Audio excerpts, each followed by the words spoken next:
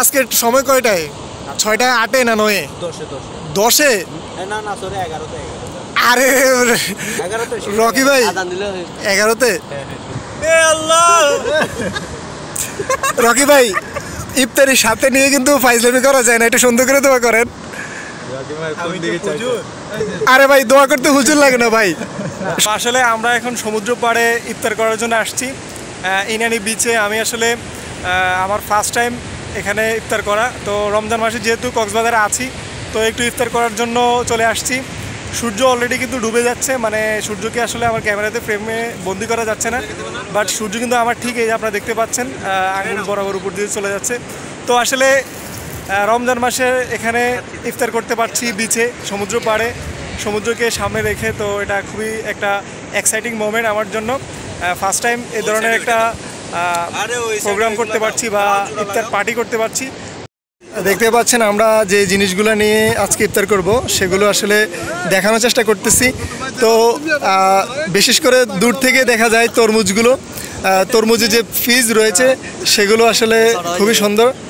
আর আপনারা দেখতে পাচ্ছেন আমরা প্রস্তুতি নিয়েছি, এখানে ঠান্ডা পানি থেকে শুরু করে শরবত সবগুলোকে রাখানো হচ্ছে। আর আমি সবাই মজা করতেছে আসলে সি বিচে এভাবে ইফতার করা। আমরা দীর্ঘদিন কিন্তু আমাদের রিসোর্টে ইফতার করেছি, তো আজকে সি বিচে এসে ইফতার করছি। তো কেমন লাগতেছে রাহিদ ভাই?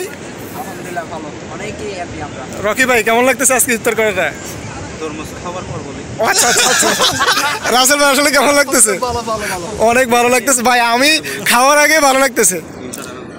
ঠিক আছে জাহিদুল কেমন লাগতেছে? আরে ভাই কি অবস্থা ভাই? আব্দুল্লাহ ভাই কেমন লাগতেছে?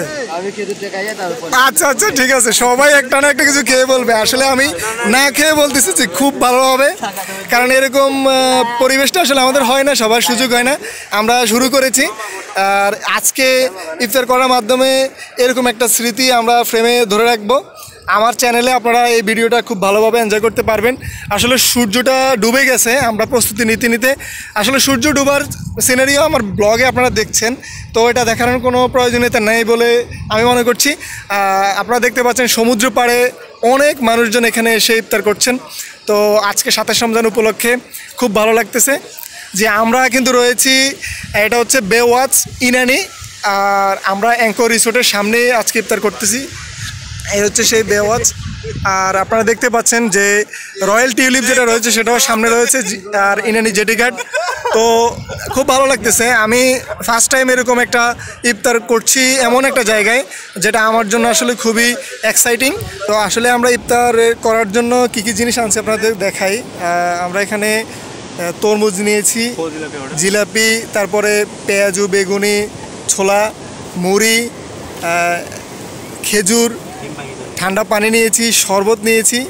আসলে ইফতারের সময় হয়ে গেছে, আমরা ইফতারি করব এখন। আর আপনাদেরকে সেই মোমেন্টাম দেখাচ্ছি না, তো আমরা প্রত্যেকে বসে ইফতার করার জন্য প্রস্তুতি নিচ্ছি।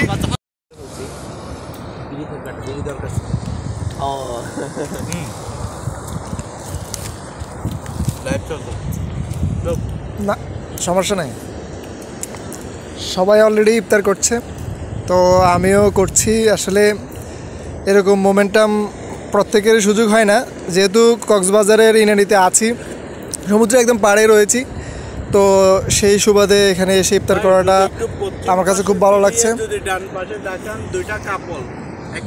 তো আসলে অ্যাকচুয়ালি আমরা এই জায়গাটিতে বসে ইফতার করেছি। এখন এই জায়গার যে ময়লাগুলো আমরা করেছি সেগুলোকে উঠিয়ে আমরা মানে যেখানে ময়লা ফেলার জায়গা সেখানে ফেলবো।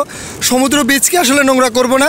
অলরেডি আমরা সবাই নিজের হাতে নিজ দায়িত্বে এই জায়গাটার ময়লাটা আমরা উঠিয়ে নিয়েছি। আসলে আপনারা যারা বিচে আসবেন তারা অবশ্যই বিচের যে ময়লা আবর্জনাগুলো ফেলান সেগুলো না ফেলে নির্দিষ্ট জায়গায় ফেলবেন। আমরা অলরেডি সেগুলোকে নিয়ে আমাদের যে জায়গায় ময়লা আবর্জনা যেখানে ফেলি সেখানে ফেলবো। তো আপনারা যারা বিচে আসবেন তারা কোনোভাবেই প্লাস্টিকের বর্জ্য থেকে শুরু করে যত বর্জ্য রয়েছে সেগুলোকে রাখবেন না বলে আমি আশাবাদী।